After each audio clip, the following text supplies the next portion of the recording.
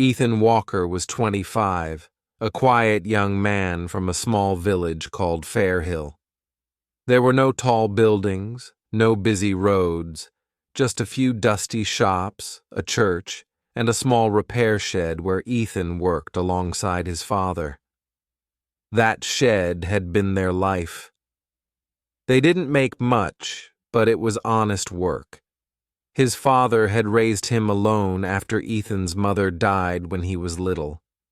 And even with all the hardship, his father taught him one thing that stayed deep in his bones. Never take what isn't yours, even if the world gives it for free. But then his father fell sick. At first it was a cough, then weakness, then days he couldn't stand. The village doctor said the illness was serious, something that needed real medicine, real care, things that were far away and expensive. Ethan sold what little he had, borrowed from kind neighbors, but it wasn't enough. The money vanished faster than it came.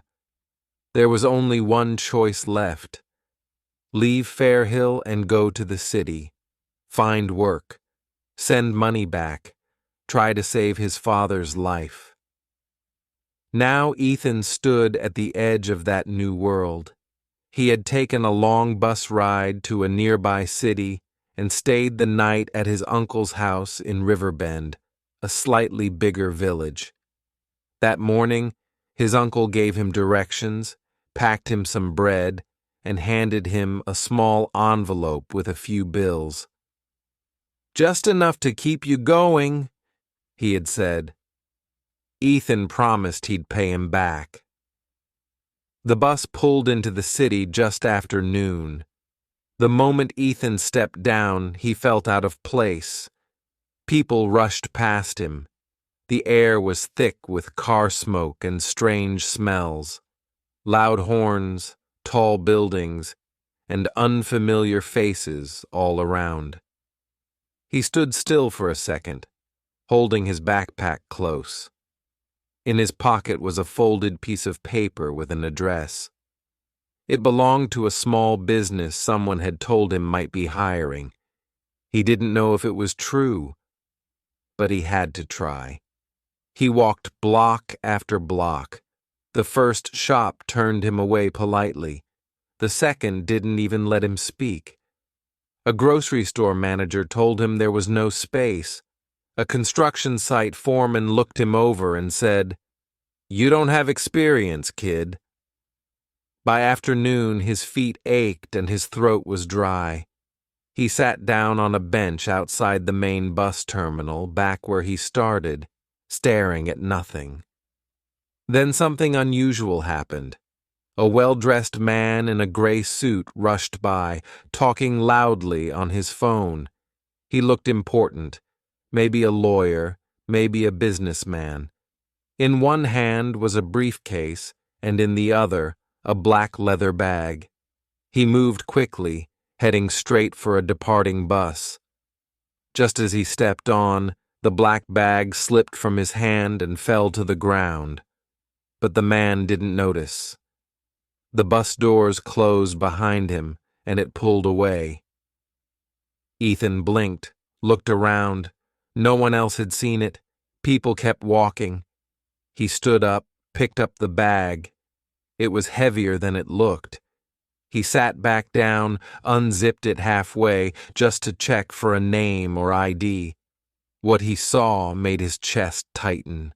Money. Thick bundles of cash, stacked neatly, wrapped tight.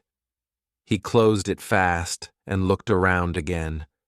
Still, no one noticed. The man was gone. No name, no phone number, no address, just a black bag full of money sitting in the hands of someone who hadn't eaten all day. Ethan sat there quietly. His mind raced. His father needed treatment. He needed a place to stay. This money, this mistake, could solve everything.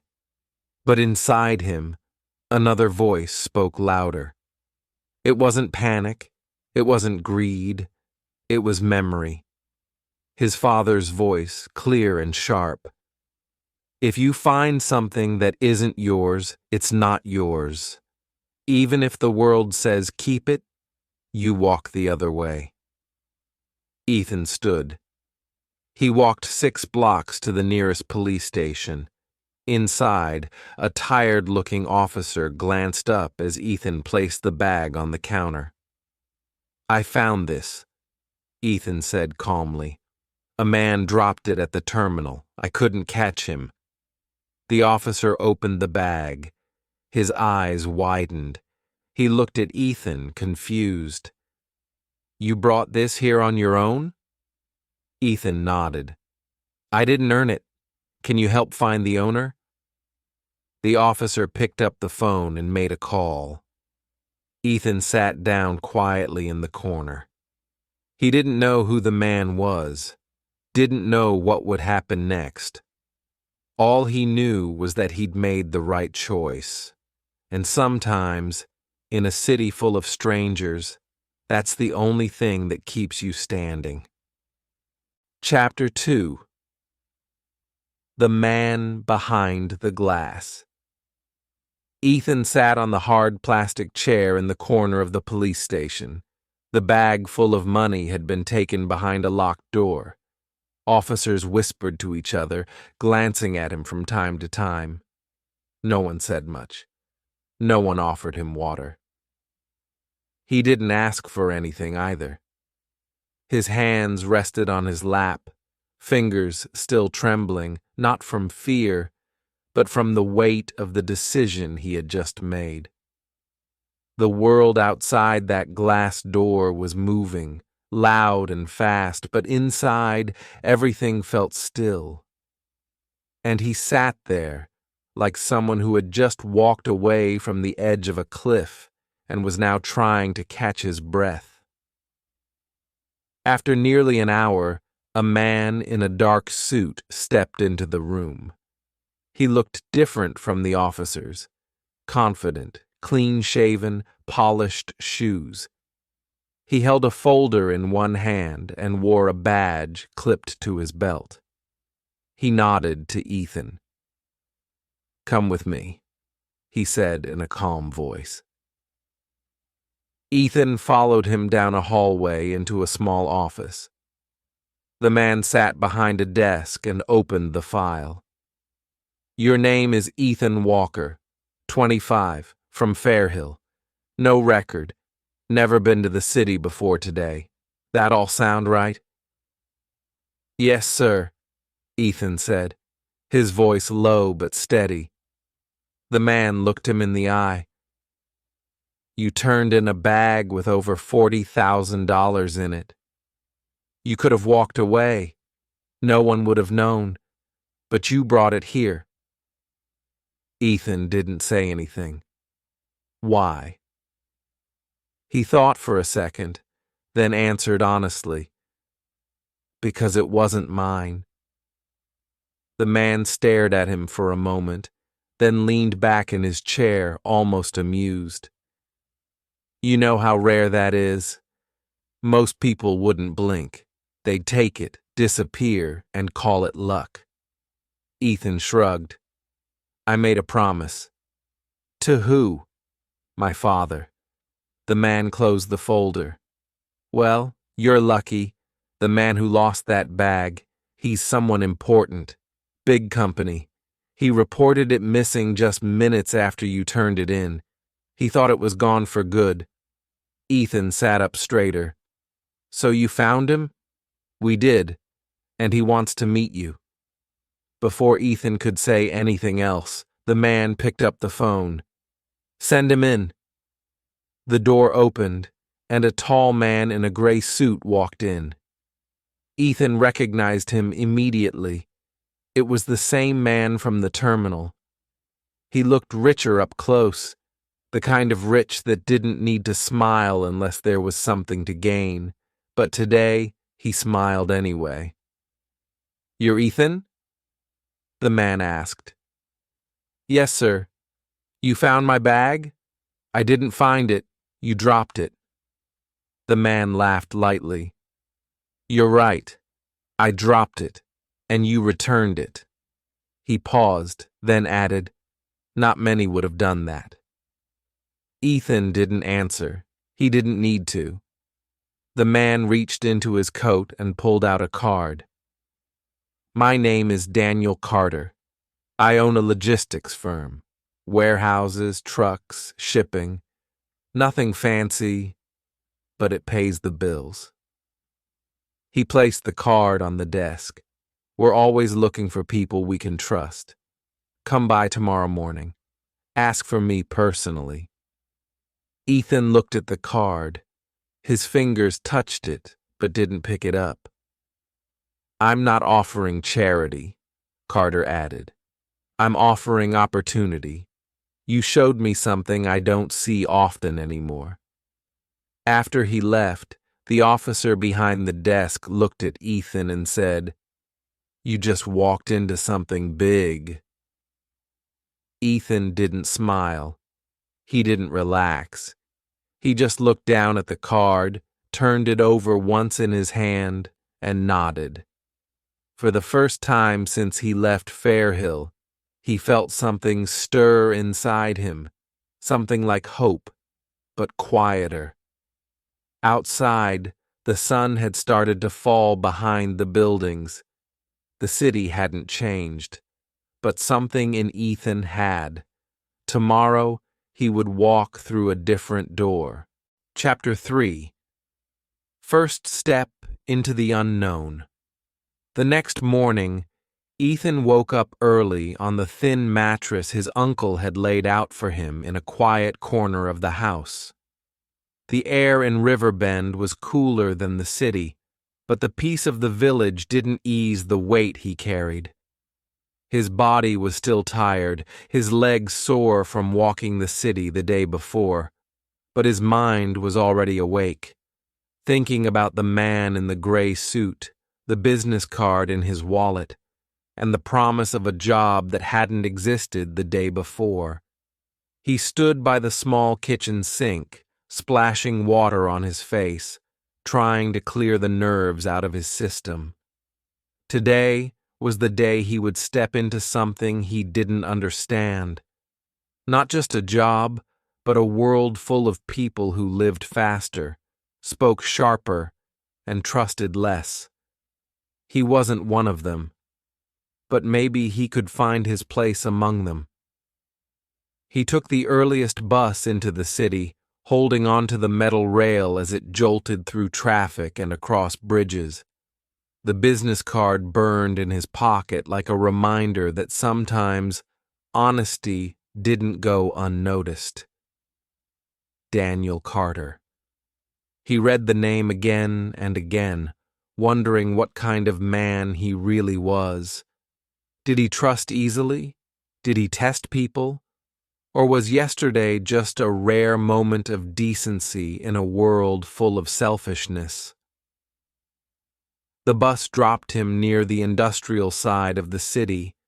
Gray warehouses, loading docks, and trucks lined like soldiers in a row. It was quieter than downtown, but still alive with movement. Ethan followed the address on the card until he reached a tall building with the sign Carter and Company Logistics bolted above the door. Inside, everything smelled of metal, paper, and old coffee. A receptionist looked up when he entered. I'm here to see Mr. Carter, Ethan said. She asked for his name, made a call, and then nodded. Go straight down the hall. Last office on the left. Ethan knocked on the door. Come in, a voice answered. Daniel Carter stood by the window, not in a suit this time, but in a plain white shirt with the sleeves rolled up. He turned and smiled. Right on time. Ethan stepped in quietly. You said to come. And I meant it, Carter said, pointing to a chair. Have a seat. Ethan sat, unsure what to expect. I don't give second chances often, Carter began, but sometimes life throws the right kind of person in your path. You brought me that bag not knowing who I was. That's rare." Ethan said nothing. "I need someone in this company I can trust. Not just someone who can lift boxes or push papers. Someone who doesn't fold under pressure. You're new. You don't know the system. That's good. You don't owe anyone anything." Ethan looked up, confused. "What kind of job is this exactly?" Carter smiled, but it didn't reach his eyes. "Warehouse operations, but that's just the surface. Stick around long enough, and you'll see how deep it goes." There was something strange in those words, but Ethan didn't question it. Not now. Not when he needed the money, the chance, the hope. "You'll start tomorrow," Carter said. "We'll pay you weekly. Nothing big at first, but if you keep your head down and do what you're told, things will move fast." Ethan nodded. "Thank you." Carter stood and offered his hand. Ethan shook it, firm, clean, and steady. As he left the office, walking past rows of busy workers and moving forklifts, Ethan felt something shifting inside him. He had taken his first, real step. Not just into a job, but into a world full of hidden doors and uncertain motives. But he had come here with nothing, and already something had changed. He didn't know yet that this was only the beginning. That honesty, while rare, sometimes brings you into places where truth is hard to hold on to. Chapter 4. Shadows in the Warehouse. Ethan showed up the next morning in a plain shirt and worn-out boots, the only ones he had. He didn't know what kind of work waited for him, but he was ready to face it. The man at the front desk gave him a badge with his name and a yellow vest that smelled of oil and dust. "You'll be working with Mike," he said. "He'll show you around." Mike was in his late 30s, heavy built with tired eyes and hands that looked like they'd never been clean. He didn't smile when he saw Ethan, just gave a small nod and said, "Keep up. Don't ask too many questions."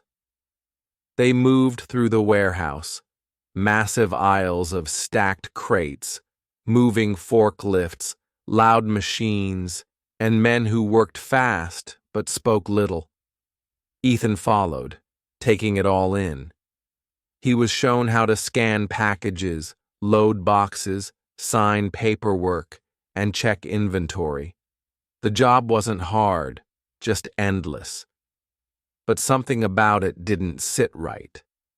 Some crates weren't labeled properly. Some were marked urgent but left untouched. A few were loaded onto trucks in the dark corners of the yard, away from the cameras, and no one talked about it. On the third day, Ethan saw a truck leave the warehouse at midnight, its back door slightly open. Inside were crates that didn't match anything on the official logs. He said nothing. He wasn't sure if he should, but he remembered Carter's words. "Stick around long enough, and you'll see how deep it goes." Maybe this was what he meant. One evening, after a long shift, Carter called Ethan into his office. The light was dim, and the window blinds were drawn. "You're working hard," Carter said, pouring himself a drink. "That's good." Ethan nodded. "Trying to learn fast." Carter studied him for a second. "Do you trust me, Ethan?" The question caught him off guard. "You gave me a chance. I respect that." "That's not what I asked." Ethan looked at the man. His face was calm, polite, but something was behind his eyes, something sharp. "I don't know you well enough to say," Ethan replied honestly. Carter smiled.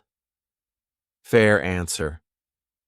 He walked around the desk, handed Ethan an envelope. "Inside is your first week's pay, but there's also something else. A small delivery. Take it across town. Simple drop-off. No questions. Just trust." Ethan opened the envelope. Along with the money was a small black pouch. No label, no instructions. He held it carefully. "What is it?" "Not your concern. It's a test. Finish it, and doors will open." Ethan stood there for a moment, silent. His hands held the pouch, but his mind was back in Fairhill. His father, his promise, his own voice repeating what he'd always believed. If something feels wrong, it probably is. But right now, saying no might close every door he had just opened. He nodded slowly. "I'll deliver it." Carter smiled again. "Good man." Ethan walked out of the office, the black pouch tucked in his jacket pocket. That night, for the first time since arriving in the city, he didn't sleep. He just stared at the ceiling and wondered if honesty always had a cost, or if sometimes the price was too high to pay. Chapter 5. The Delivery. The city streets were half asleep when Ethan stepped off the bus. The buildings around him were taller here, older too, with bricks that carried the weight of decades. He clutched the small black pouch inside his jacket, every step feeling heavier than the last. Carter had given him a name, Marcus, and an address that looked more like a storage lot than a home or office. No instructions, just a time. Midnight. As he walked toward the location, his thoughts wouldn't stop. He kept wondering what was in the pouch. Drugs, money, something worse. He had no proof, just instincts, and those were louder than ever. But this wasn't Fairhill. Here you kept your mouth shut and did what was asked, or you were shown the door. Ethan had seen enough already to know this place ran on unspoken rules. He reached the address, an iron gate barely hanging onto its hinges. Behind it, a dark garage with a single light on. A man leaned against the doorway, smoking. "You Ethan?" the man asked. "Yeah." "Give it." Ethan hesitated for a second, then pulled the pouch from his pocket and handed it over. The man didn't check it, just slipped it into his coat and tossed the cigarette. "Tell Carter it's done," he said, then walked back into the building without another word. Ethan stood there for a few seconds, trying to calm the unease in his stomach. Something didn't feel right. Not about the place, not about the man, and definitely not about what he had just done. He walked back to the bus stop in silence. The city lights looked colder now, more distant, as if the streets themselves had seen too much. When he reached the warehouse the next morning, Carter called him in again. "Was it delivered?" Ethan nodded. "No problems." Carter smiled, leaned back in his chair. "Good. Some people hesitate. Some people ask too many questions." Ethan didn't respond.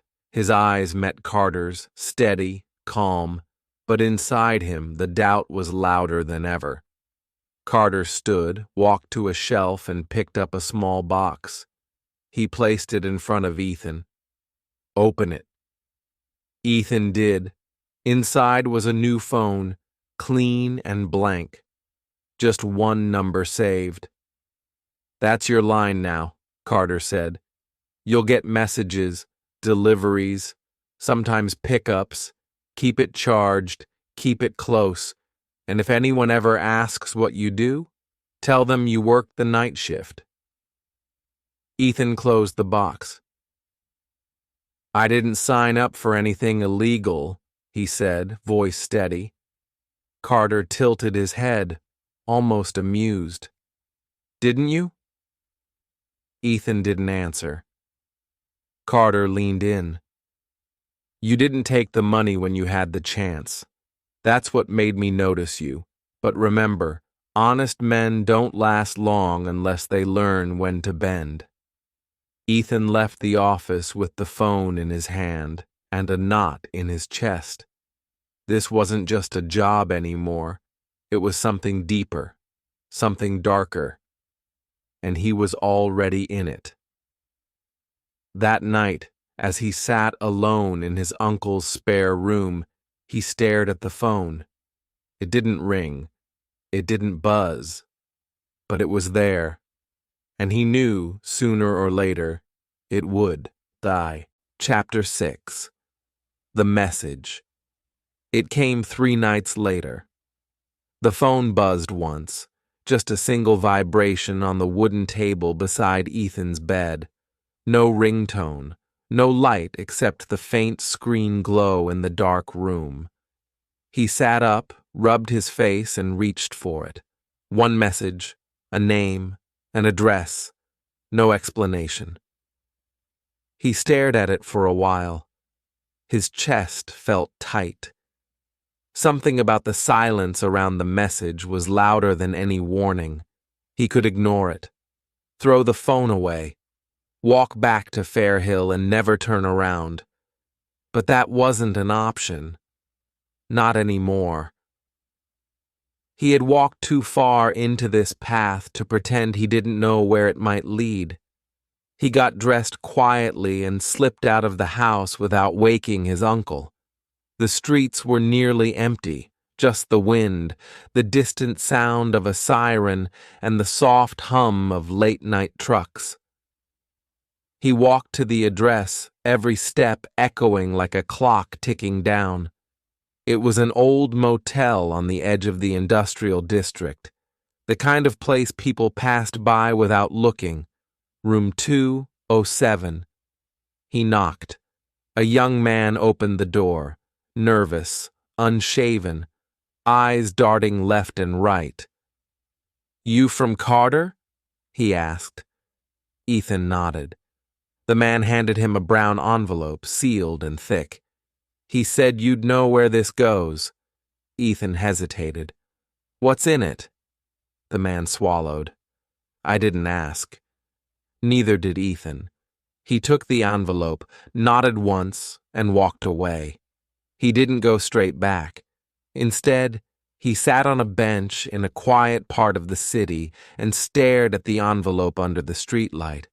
He could open it, just tear it slightly and peek inside. But then what? Know too much? Be responsible for something he didn't want to be part of?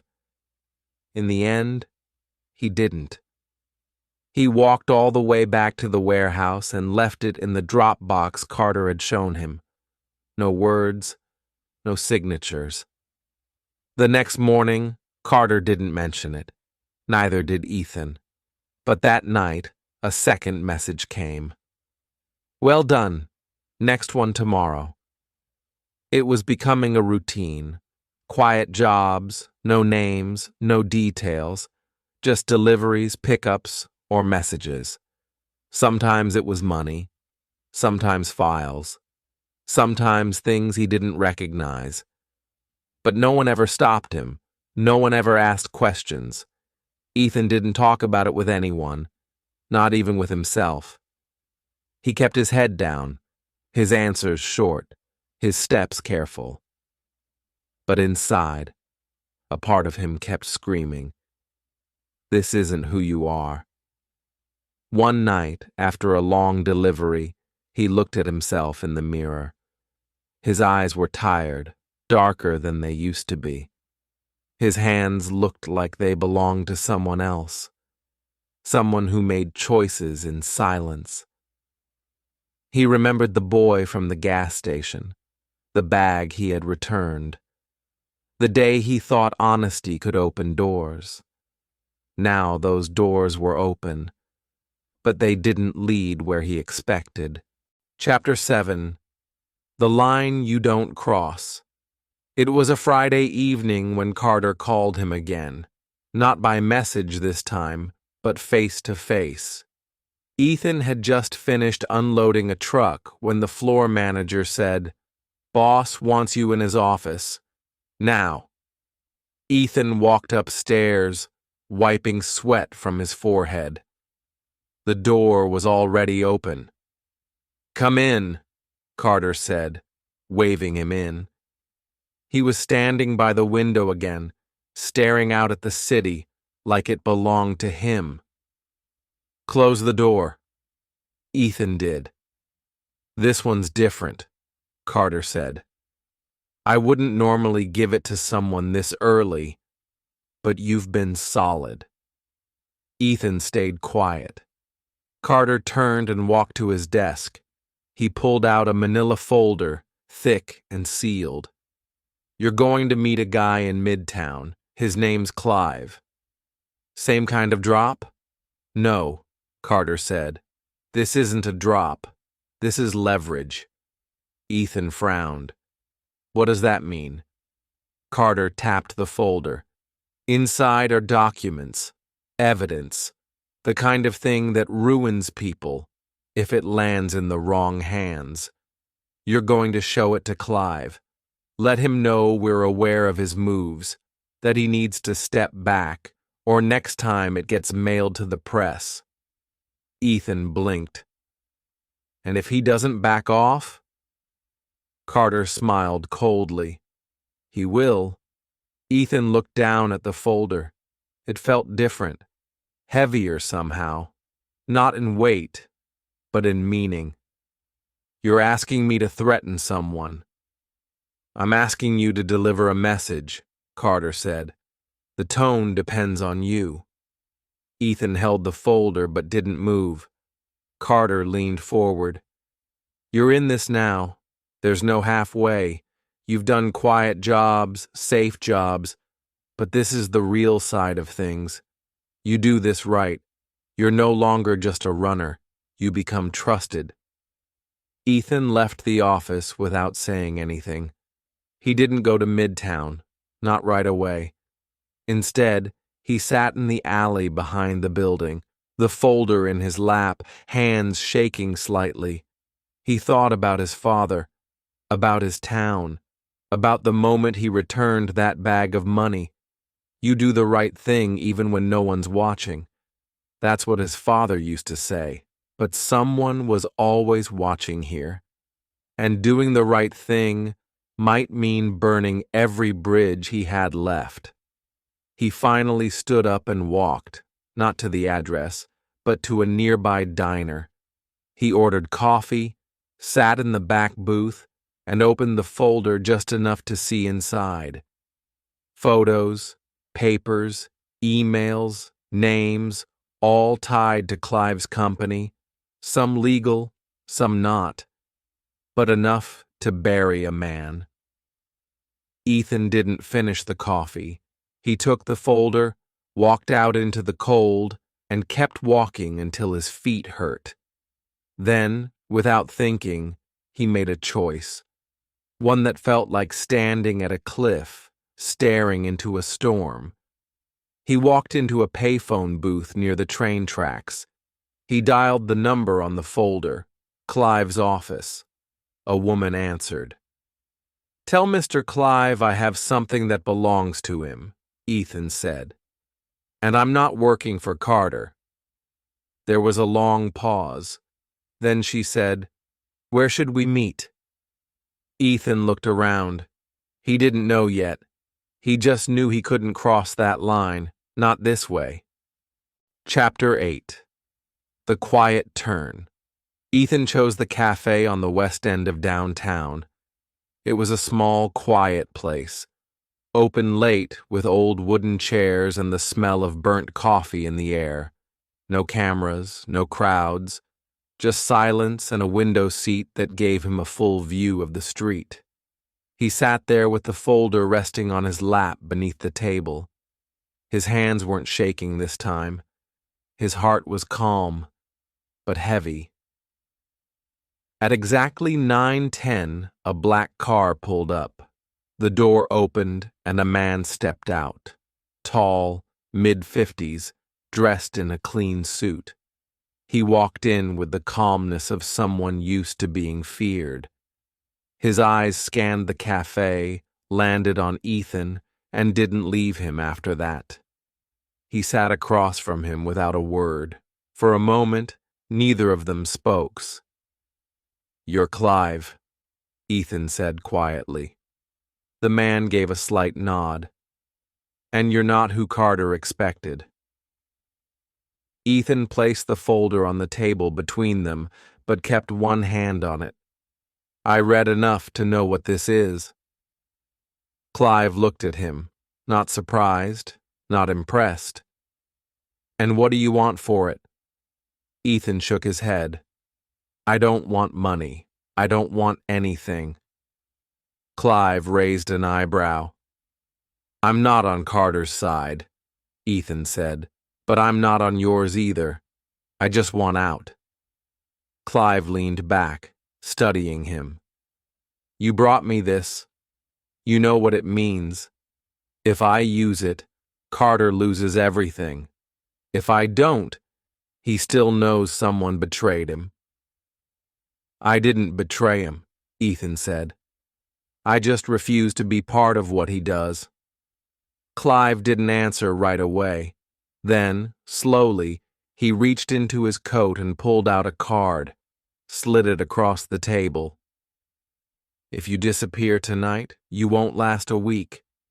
Carter's not the kind to forgive loose ends, but if you ever need a safe road out, call that number, once. Only once." Ethan looked at the card, but didn't touch it. Clive stood. "You're braver than most, or more foolish. Either way, you've got about 12 hours before he knows you didn't finish the job." And then he walked out.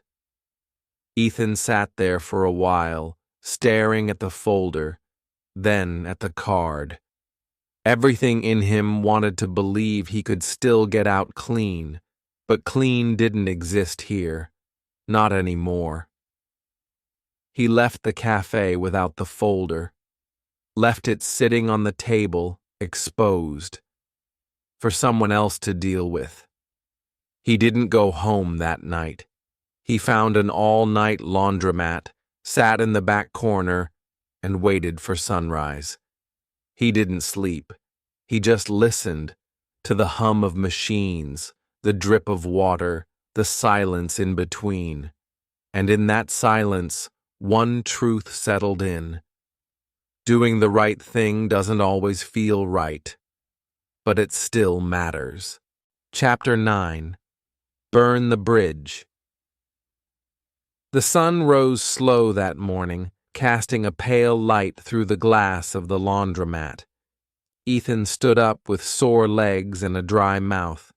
He stepped outside and let the cold air hit his face. It helped him think clearer. He knew what had to come next. He walked to a nearby store, bought a cheap prepaid phone, and called the number on Clive's card. A voice answered, calm, not curious, just ready. "I need to disappear," Ethan said. There was a short silence, then, "Address?" He gave the name of a bus stop near the South Docks. The voice hung up without another word. Ethan tossed the burner phone in the trash and walked to the spot. He waited for almost an hour, unsure if the call even meant anything. Then a silver SUV pulled up. Tinted windows, clean tires. The driver didn't speak, just motioned for him to get in. Ethan sat in the back, not asking where they were going. He didn't need to know. As the city streets passed him by, he thought about his uncle, the warehouse, Carter's eyes, and the folder that started it all. They drove for over an hour until they reached a quiet house in a quiet neighborhood, somewhere on the edge of the city where no one asked questions. Inside, the man who greeted him looked ex-military. Sharp eyes, steady voice. "You have two choices," he said. "We help you disappear. New name, new story, or we help you bring Carter down." Ethan didn't answer immediately. The man handed him a file. "Others have tried, failed, but you still have his trust. That makes you useful." Ethan stared at the file, then looked up. "What if I say no to both?" The man shrugged. "Then you leave with nothing, and you pray Carter never finds you." Ethan spent the next few hours alone in the room, thinking. Every part of him wanted to walk away, but something inside, something deeper, refused to let Carter keep doing what he did. Not after all the people he'd seen dragged into it. Not after the threats, the silence, the fear. By nightfall, Ethan opened the door. "I'm in," he said. The man nodded. "Then let's begin." That night, Ethan wrote a letter to his uncle. No details. Just a thank you, and a promise that he'd come back one day when things were right. He burned the letter instead of sending it, because in this new life, promises weren't made with words. They were made with choices. Title: The Last Oath. Chapter 10. Inside the Fire. It began with a uniform. Ethan walked back into the warehouse 2 days later like nothing had changed. Same clothes, same face, same steady walk. But everything inside him was different. Every step now had purpose. Every look was measured. He knew who was watching. He also knew who he was watching back. Carter greeted him with a nod. No warmth, no suspicion, just business as usual. "You handled Clive?" he asked, not looking up from his paperwork. Ethan didn't blink. "Yes." "Good." Carter tossed a folder toward him. "Next one's easier, just a shipment. Midnight, North Rail Yard." Ethan took the folder and left the room. He didn't open it until he was back in the small storeroom behind the break area. Then, carefully, he photographed every page with a hidden camera sewn into his jacket. He memorized addresses, names, weights, times. He uploaded it silently to a secure cloud the agency gave him. No messages, no notes, just raw data. Let them piece it together. That was his job now. Stay invisible. Keep Carter trusting. Keep collecting. But the danger was growing. One night, he noticed a man watching him, one of Carter's older crew. Always quiet, always in the background. But now his eyes followed Ethan too often, too long. A shadow Ethan couldn't shake. He couldn't afford a mistake, not even once. So he stayed sharp, polite, efficient, not too eager, not too cold, and every night he passed along what he learned. Coded messages, dead drops, hidden drives. He never saw the agency again. Not the house, not the man with the military voice, just silence from their end. That's how he knew it was real. If they spoke, it meant trouble. He missed his uncle. He missed who he used to be. but he couldn't go back. Not yet. Then, one night, he walked into the warehouse and saw Carter staring at him. Not casually, not like before. It was a look that said, "I know something." Ethan stopped. Carter leaned against the metal wall, arms crossed. "You've changed." Ethan kept his voice flat, still doing the job.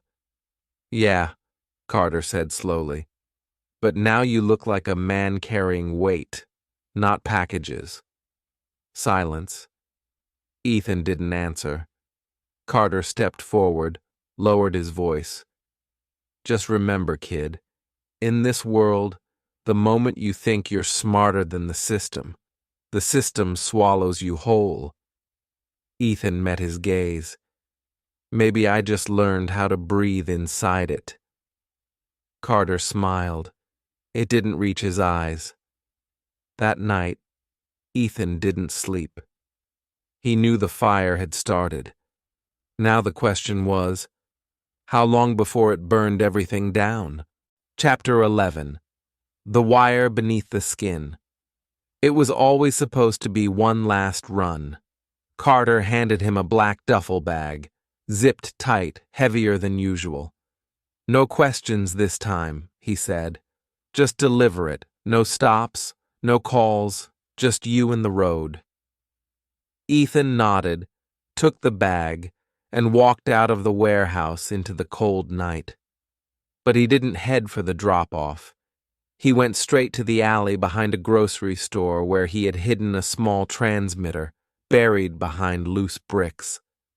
The agency had left it for him weeks ago, just one press, silent, fast, untraceable, and they'd know this was it.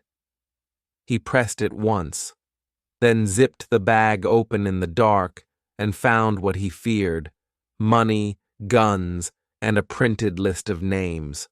Real names, judges, reporters, officers, people who stood in Carter's way. This wasn't a delivery. This was a message. Carter was preparing to silence anyone who could bring him down. Ethan zipped the bag shut again, put it on his back, and walked. Fast. But someone was already watching him. As he turned the corner onto 8th Street, a black car screeched in behind him. The same man who had watched him for weeks stepped out. "You went quiet," the man said. "Carter doesn't like quiet." Ethan didn't run, didn't flinch. "Tell him I'll see him tonight." The man laughed once. Cold. "You don't tell Carter anything." Then he moved. Ethan dropped the bag, ducked the first punch, swung back harder than he ever had. The fight was short. Dirty. The man hit the ground bleeding. Ethan didn't stay. He picked up the bag and vanished into the back streets. Took a long route. Lost any tail. By the time he reached the train station outside the city, the sun was just touching the horizon. He walked through a broken fence into an old maintenance shed, the last safe location he had, and waiting inside was the man from the agency. "Is that the final piece?" he asked. Ethan threw the bag onto the table. "Everything." The agent opened it, checked the contents, and didn't speak for a long time. Finally, he looked up. "You understand what happens next, right?" Ethan nodded. "Yeah, Carter falls, and I disappear." The man didn't agree or disagree. He just handed Ethan a train ticket and a sealed envelope. "This train leaves in 30 minutes. Once you get on, you're no longer Ethan Cole." Ethan held the envelope. It felt heavier than it should. "Is it real?" he asked. "The new life?" The man gave him a long look. "As real as the old one." Ethan sat alone for those last 30 minutes. He didn't look back, didn't call his uncle, didn't breathe too deep, because when you burn the bridge behind you, all that's left is what lies ahead. And for Ethan, that was finally enough. Chapter 12. The Name That Fades. The train pulled out of the city slow, like it didn't want to leave. Ethan sat near the window, alone in a near-empty car. The envelope rested on his lap. New ID, new backstory, a different name, a different city, and no one waiting for him. He didn't open it. Outside, buildings gave way to trees, streets turned to fields. The city that almost swallowed him was shrinking behind him, lights dimming, towers fading. It didn't feel like escape. It felt like burial. He leaned back, closed his eyes, and let it all replay. The warehouse, Carter's words, his uncle's face, the silence between each scene louder than the sounds themselves. Somewhere behind him, Carter would be waking up to flashing lights, empty desks, and handcuffs waiting with names attached to evidence he never saw coming. The empire would crumble, not all at once, but piece by piece. Ethan knew that.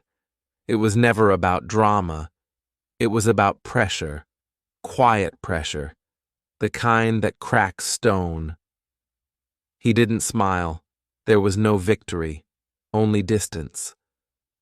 Hours passed, towns blurred by, the sky turned gray. Somewhere far ahead, a new life waited with a job no one cared about, a name no one questioned, and nights no one remembered. But he'd remember every face, every deal, every lie he didn't tell. When the train stopped in the small northern town listed on his ticket, he stepped onto the platform carrying nothing but a small duffel and the envelope he still hadn't opened. The air was colder here, cleaner, quiet. A bus waited at the end of the road. He boarded it. No one looked at him. No one knew him. And for the first time in years, no one needed anything from him. As the bus pulled away, he finally opened the envelope. Inside, a driver's license, a birth certificate, a passport, all carrying one name. Daniel Ward. He stared at it for a long time, then folded it back, put it away, and looked out the window. He didn't know who Daniel Ward was supposed to be, but he knew who he used to be. And that was enough to never be that person again. Some oaths are never spoken, some promises live only in silence, and some names fade so that truth can stay alive. The end.